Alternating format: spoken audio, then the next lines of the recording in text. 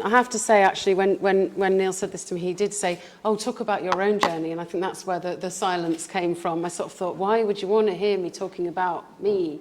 So I will talk about me, but I'm going to do it through talking about people I've met along the way and how they've influenced me, because I think that's what archaeology is about. It's about people. And so I'm going to start with...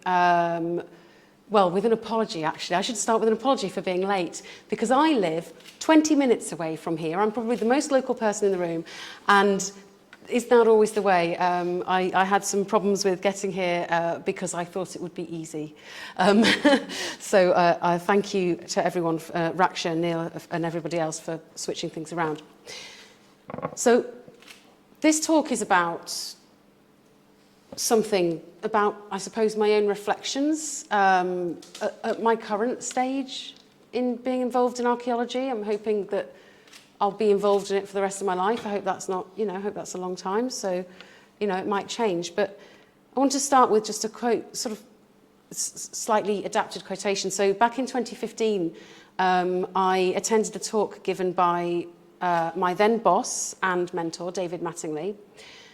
And the talk was about achieving research grant success. But there was a thing he said in it that really struck me, and I still think of it, so I'd like to start with that. He said, if you look at my CV, it would seem that every choice I've made in my life was targeted towards getting me where I am now. But it really wasn't like that at all. In fact, it was the strange sideways turns, the times I didn't get the thing I was aiming for and had to do something else. Those things eventually resulted in a unique skill set that led me to what I do now. And I think that David's story there is the story of many, if not most, archaeologists, whether professional or amateur, whether you are 18 or under or over, whenever you come into it. We're a motley crew. Between us, we hold a vast range of skill sets, and I think it's so vast that it's impossible to delimit which ones are essential to being a good archaeologist, perhaps with the exception of, I'd say, compassion and an interest in the past. Some of the best archaeologists I've ever met came late into the profession, or they do it on the side, or they have a completely unrelated day job. Because archaeology, I think, is a journey in itself, and it's one that's likely to last for the rest of your life once you start it. Sorry to break that to you, anyone who didn't know that. And what is a journey, if not basically a story? So stories and journeys, I think, are very much the same thing in some ways. So this particular story journey is that of my own relationship with archaeology. But as I said before, it's also about the people I've met along the way who've influenced me and taught me things about archaeology and life and everything. So growing up, I moved around a lot. In my first 6 years on this planet, I lived in 7 different places. That's a record I think we might have broken with my poor son, who's sitting in the corner of the room, because we might have moved around even more. But the places I lived in included a crumbling farmhouse, which was surrounded by goats and deformed chickens that my auntie had rescued from a neighbouring farm. We also lived at one point in a caravan, and we lived on a boat. It's funny that we say on a boat, isn't it? You don't live on the boat, you live in the boat. Right? But anyway, that's what we say. So while living on the boat, my mother also worked in a local cafe that was situated in a converted double-decker bus. So my family, as you can tell, has always had a very strange relationship with vehicles. Now, the reason we were living on the boat is that my father, who's a joiner and a boat builder, was building it. So that's why we were there. And I will never have his sense, that craftsperson's sense of precision and patience when it comes to making things. But being his daughter has taught me a lot about practical skills and crafts and how important they are and how underappreciated they are, I think, by many people today. And I just want to say, on behalf of my dad here, that the movie Home Alone hadn't been released at this time, so you can't blame him for unwittingly looking like the taller of the 2 burglars. He didn't know. But it was my dad also who introduced us kids to The Hobbit and then The Lord of the Rings trilogy. And the sense of long time in those books and the importance of myth and legend And particularly, most of all, I think, the constant physical presence of a half-forgotten past in the stories, as seen, for example, in the Barrow Downs, which are represented here, or those crumbling statues of the kings of old. This fascinated me. I just didn't have a word for it at the time.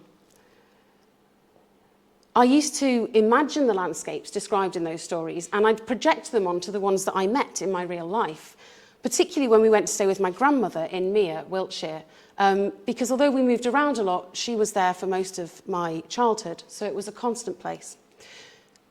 We had Stonehenge and Avebury on our doorstep, but all I wanted to do, by the way, was find rabbit holes in the Downs, because at the time I was obsessed with another book, Watership Down by Richard Adams, and in particular the 1978 movie adaptation that frankly traumatised a generation of children. If you're not aware of it, this stuff is psychological torture. It's a bloodbath, and it's only made worse, by the way, by the presence about halfway through of a sort of ethereal Art Garfunkel song, which is, I think, the U-rated equivalent of a creepy doll singing a nursery rhyme in a horror movie. Watership Down. But to come back to my point, the next stage of my journey and the people that I met along the way, towards the inevitable doom, no, that's a typo, sorry, it should say glory, towards the inevitable glory of becoming an archaeologist was when my parents split up and we moved to Manchester with my mother. So Mum had always adored history, and we lived in a tiny terrace house that was crammed with all manner of books, whatever she could get her hands on. I wasn't allowed to read the P.D. James ones, in spite of being quite fascinated by the image on the cover of one of them, which featured a telephone earpiece covered in blood. But somehow she nonetheless let me read Suetonius' 12 Caesars and a number of other ancient writings that were actually pretty gory and sordid when you got into it. She also used to, at the time, bore a little bit, my brother and me, silly, because she would tell us about the social history of Manchester. So we'd walk around the city centre and she'd say, this is the site of the Peterloo massacre, the suffragist movement met here, and this is where the cotton mills were. And unfortunately, social history in Manchester is all pretty grim, so it was pretty much that stuff.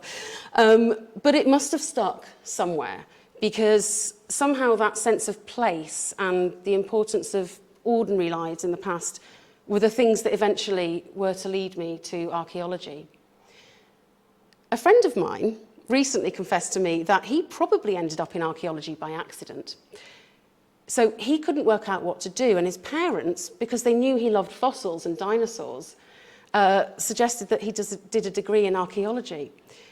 So he ended up in archaeology because his mum and dad didn't know that it was distinct from paleontology, and he's still in it.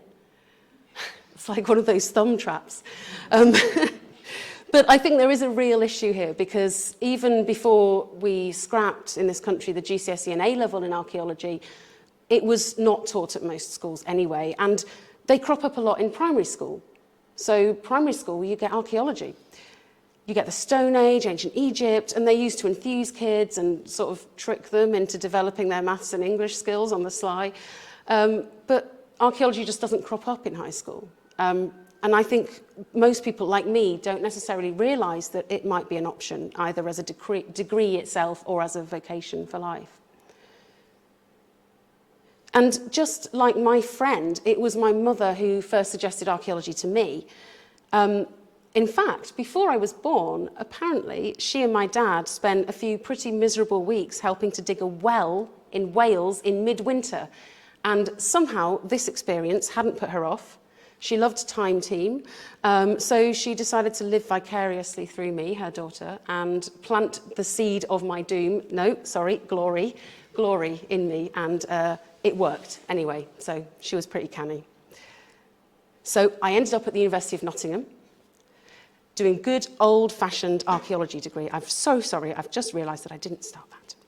I was going to start a timer so that I don't talk to you forever, because you've been very patient, and I do have a habit of not stopping. Anyway, at the time, we had this whole amazing building in Nottingham just for archaeology and classics, with museum, labs, a drawing office, a big commercial unit, Trenton Peak. And we were expected to undertake a minimum of 4 weeks fieldwork each summer, but we were encouraged to do more if we could. Luckily, I managed to get myself a part-time job on a riverboat, which offered a really heady mix of all-you-can-drink booze cruises in the evenings and afternoon tea for the old folks in the day.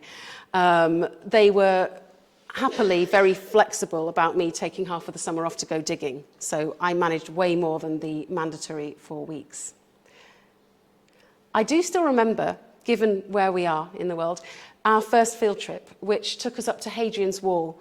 We all of us students wanted to go to Sycamore Gap. I can feel the eye rolls of everybody involved in Hadrian's Wall, but don't judge us too harshly, please. We had grown up with Robin Hood, the Prince of Thieves, and we'd suffered through the long, dark 6 weeks of that Bryan Adams song being #1 in the charts, so we were keen. Also, sorry for walking on the wall, we really didn't know any better at the time. But field trips aside, the first proper dig I went to was in Poulton in Cheshire. And based on various conversations I've had since, I suspect this was the first training dig of about 30% of archaeologists in the UK today. While I was there, there was a cool geophysics dude whose name I have forgotten, and he got me seriously thinking about specialism in archaeology. I think he was also behind the tour of an analytical science lab, which I was really excited about, which I guess is the first clue that I have the dark and nerdy soul of an archaeological scientist. Another amazing influence on me was this chap on the left, Chris Mee, who sadly passed away a few years ago. Along with my tutor, Bill Kavanagh, and a French colleague called Josette Renard, which means fox, so that's a cool name. They ran a project in Greece, near Sparta, but they weren't looking for the Spartans, they were looking for a Neolithic population who had lived there. I spent 6 weeks there after my second year at Nottingham and completely fell in love with the site. I mean, it's difficult to fall in love with a person when they're grumpy, sweaty, and covered in muck. But it would certainly have been a challenge to get anybody to fall in love with me, because I was there working with all these elegant French women who just absolutely embodied every stereotype you've ever had. And I managed to create a paste out of my sun cream and the dust, which I then spread across me. And there are pictures, but I have done my best to redact and remove them all from existence, so you might never see them. But anyway, through enthusiasm, I think, more than talent, and certainly more than charm, I did manage to wrangle myself a permanent spot on the project, and I would go back every year for 6 weeks, which was fantastic. And the great thing about the directors of this project is that they employed several archaeologists from the commercial sector. So we were being instructed by folk for whom digging and recording were their bread and butter. And that's probably quite literally because, you know, the wages when you get a starting salary in commercial archaeology. But one of the most fabulous of these commercial archaeologists, professional archaeologists that I worked with was Graham Murray. He had a beer belly, which he named Bob. And I can tell you, based on my own personal experience, that Bob needed regular topping up, and I used to hear him grumble quite loudly if it got to beer o'clock and he was empty. But I did learn a lot from Graham. He was a very talented archaeologist, but he eventually left the field. He used his GIS skills that he'd developed in archaeology to go and do something a bit more profitable and a bit less backbreaking. So, you know, that worked out for him. I just realised that I've terribly missed out a section of this talk, which is about the first person who influenced me, who I would like to go back to. So I'm so sorry for that, slightly disorganised. But it was about when I was at Poulton. So just to swing back to that momentarily, we had an open weekend. And us students, we were expected to help out, and it was great fun because aside from the public who came to see the site, we had a whole bunch of reenactors, which is that you can see their tents in the background there, and they'd come along and set up their stalls. And in the evening, they lit an enormous bonfire, and we all sat around it and chatted and things. And I ended up next to a chap whose name I also can't remember, so I'm going to call him Grumpy Reenactor. So Grumpy Reenactor was a commercial archaeologist in his day job, and this is where I got my first taste of this time-honoured tradition in archaeology of kind of discouraging others from entering the profession whilst nonetheless happily doing it yourself. So he told me that I shouldn't go into the field. Obviously, this is figurative because we were sitting in a literal field at the time. But that if I did, I'd quit after 2 years. And he gave me his email address on a scrap of paper and told me to get in touch if I ever managed to stay in archaeology for longer. It annoyed me. And I'm quite competitive. So don't judge me too harshly, but I think I might have decided to stay in archaeology out of sheer spite. And by the way, I kept the scrap of paper with his email address on it for years in my wallet. But because I ended up going down the academic route rather than the commercial one, I didn't really feel like I qualified. I didn't feel like I'd braved it out in this tough environment that he was talking about. So I never did get in touch. So to go back to this, you know, it's going back to this idea of, you know, people staying in and leaving archaeology, but also people enter the profession. And even if you go and you do something else for work, you know, I think you're always involved. And this is another good friend that I made during this period when I was working abroad and every summer. This is Ben Moore. So he's another study, I think, in the transferable skills that archaeology can give you. Because he very recently, in fact, moved out of the commercial sectors to start working in forensics, helping the police with ongoing investigations and cold cases. So it's seriously a cool job, and I sort of stan him every time I'm with him about his job, and he's like, just leave me alone, I just want to drink and have some food. And I'm like, what do you do? It's such a cool job. It's amazing, like, you know. And he's using his archaeological skills to help the police to solve crimes. Luckily, through various people that I met, I was able to then get to go on other projects, initially in Greece. So I managed to go digging in Keros, which is in the Cycladic Islands, and Priniatikos Pyrgos, which is a site in Crete. And if you think I've had it tough with all this Greek archaeology, oh, look at it, it's awful. Let me tell you about a research project a few years ago. So this is famous in the world of glass nerdery, which is my world. I particularly like glass as my specialism. But this project secured European funding in order to investigate where Roman glass was being made. So far, so reasonable. But they were doing this by touring every beach in the Mediterranean and taking sand samples.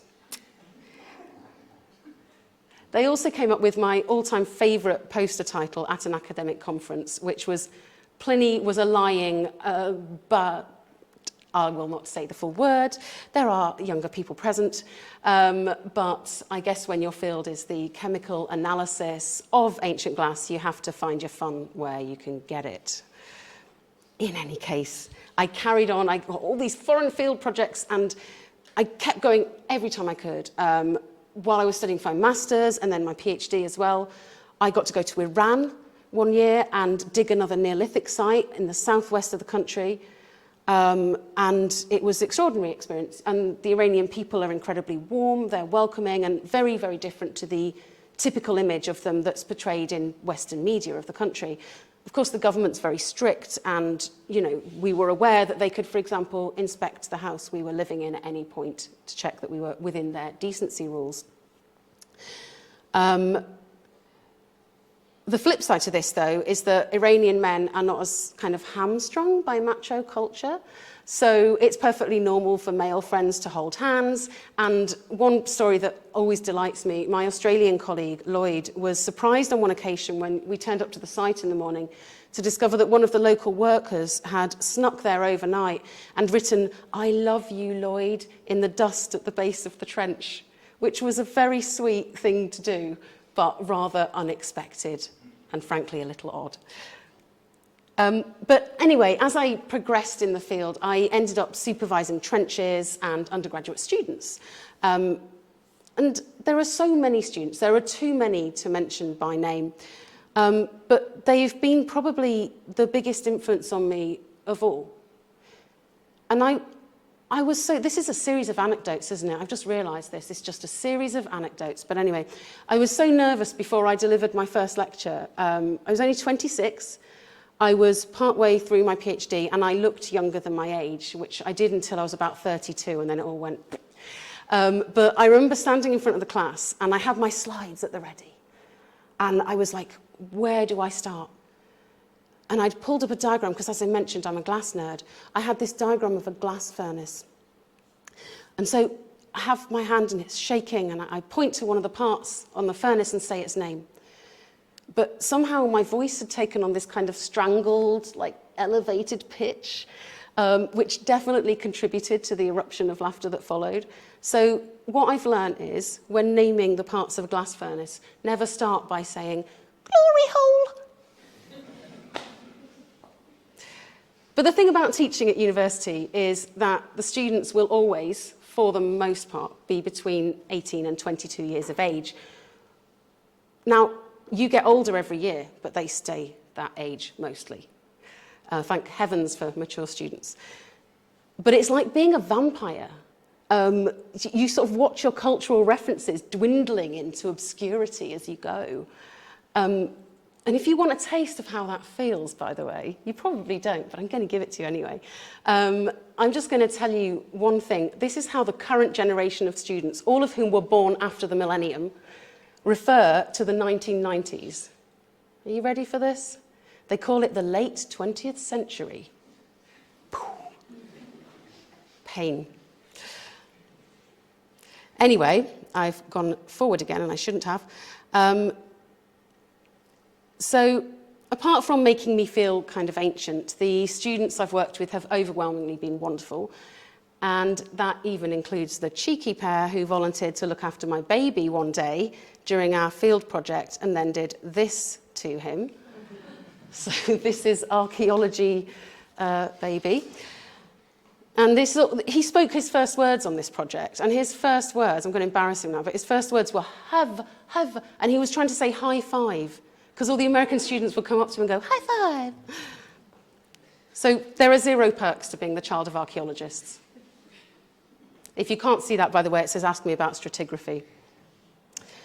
He was actually born, by the way, 2 weeks after I graduated from my PhD, and he was due on the same date as my graduation, which would have been a laugh.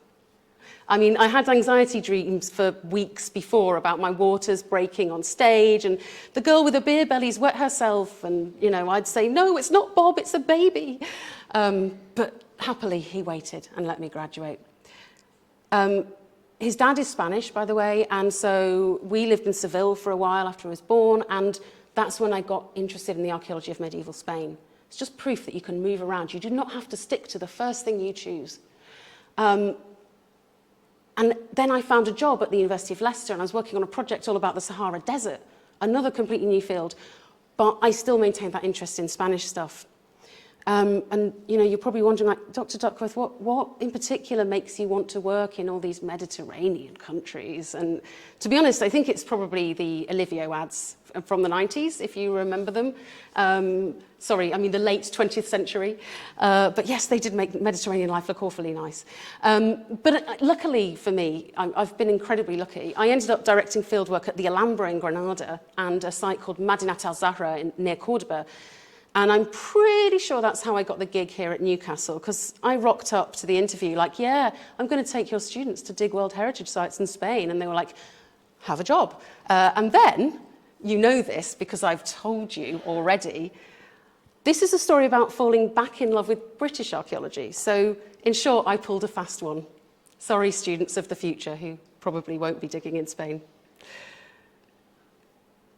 Anyway, at some point in all of this medley, I sort of got involved with making a TV show, and we filmed the pilot for The Great British Dig in July and August of 2019 in Maidstone in Kent. The show focuses on the archaeology of people's back gardens and community spaces. Now, the people we worked with down in Maidstone were lovely. The archaeology at this particular site wasn't quite as forthcoming as we'd hoped, so we were looking for a Roman villa.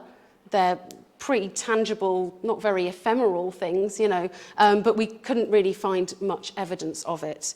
And we were totally saved, we were all felt completely saved, really, by one of the local children who was digging around in the trench in her back garden and found a Roman tegula, a roof tile. And then we get to 2020, and I think we all know how that went. It wasn't great for anyone. Do you know Charlie Brooker used to do this end-of-year roundup program where he predicted absolute doom for the year to come in a kind of funny way? And I think he's genuinely given up at this point. I think 2020 did him in.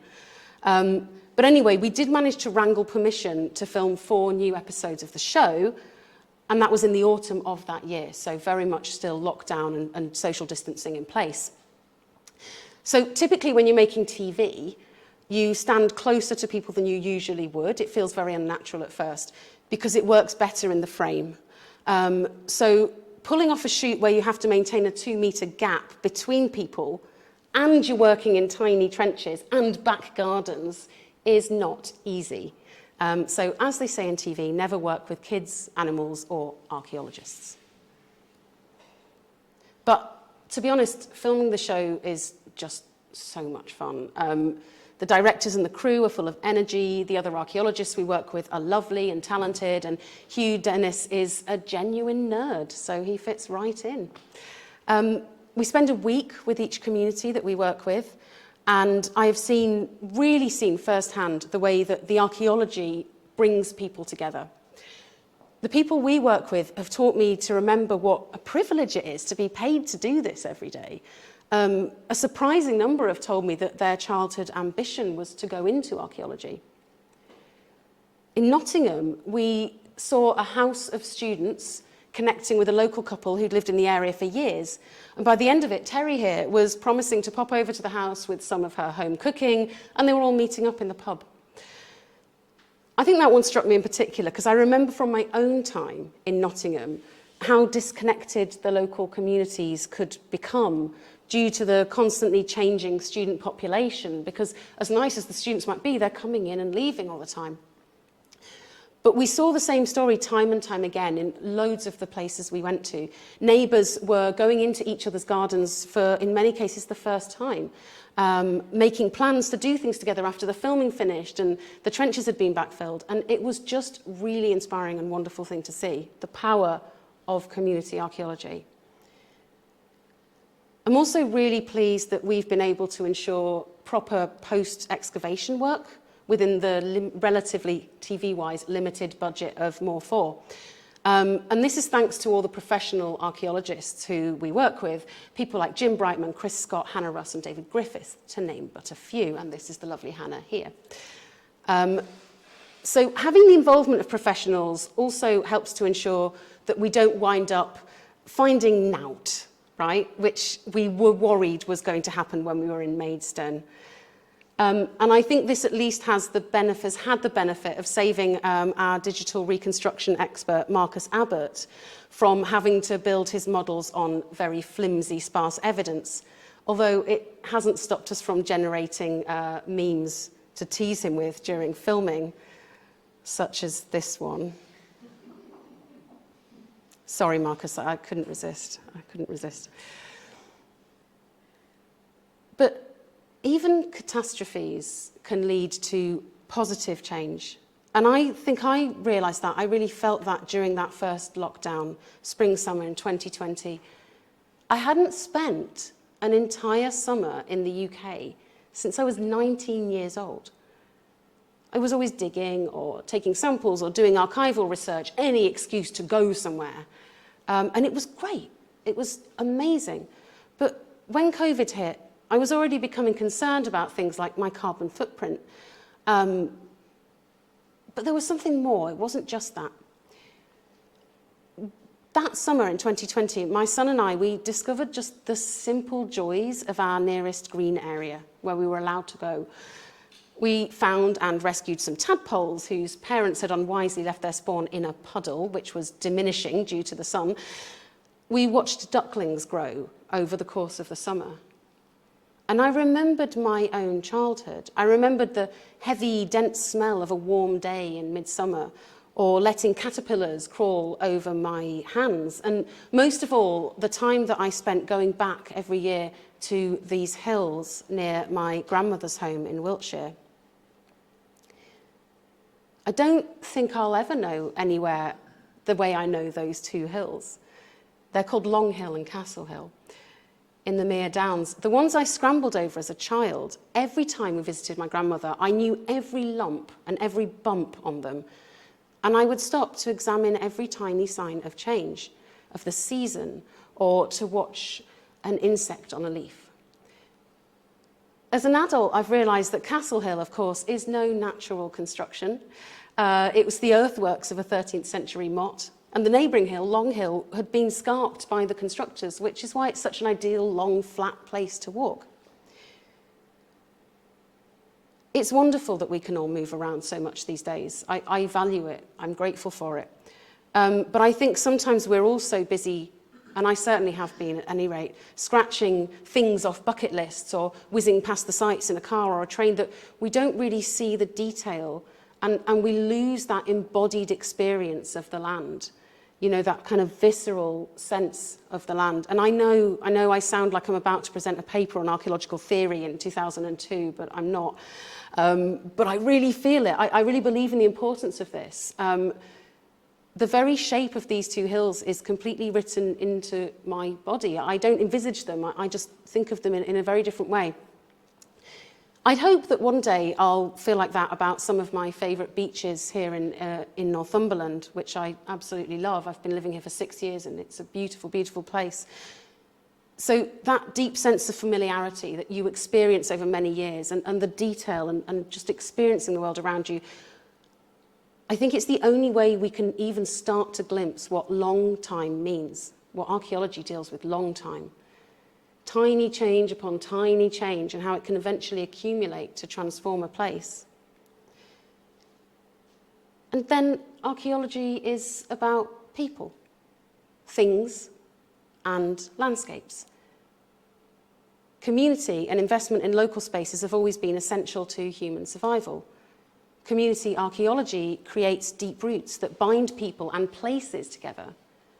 Community archaeology is about active engagement with the past, not gatekeeping. Our old friend, the grumpy reenactor, even he knew that, for all he said, because otherwise why would he have been there, giving up his weekend to share his craft skills with the open day visitors? The most wonderful thing, I think, about archaeology is it's the story of all of us, not just the select few who make it into the history books. And all of us should be able to reach out and touch it. Pick up the find, experience the thrill of holding something last touched by human hands, let's say, given where we are, 1900 years ago. Be given the opportunity to have a say in its interpretation. Experience the sort of goal-oriented teamwork that is so crucial to well-being. Find space in our lives for a different pace, not ruled by the pressures of 21st century work culture. So for every person who gives up their time to help establish and maintain a community archaeology project, there are tens or even hundreds of others who gain all of this from it. And I just wanted to say that that makes all of you pretty special in my book. And thank you for listening.